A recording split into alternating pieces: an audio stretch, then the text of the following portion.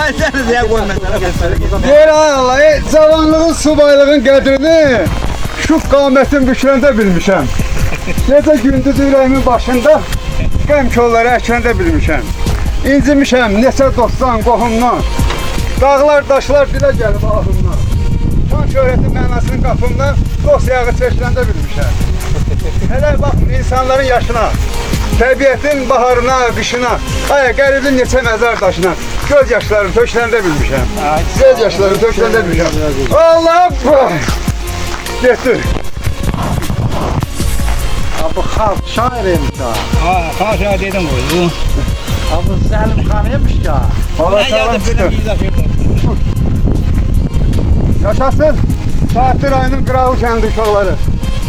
Amma da çəkir.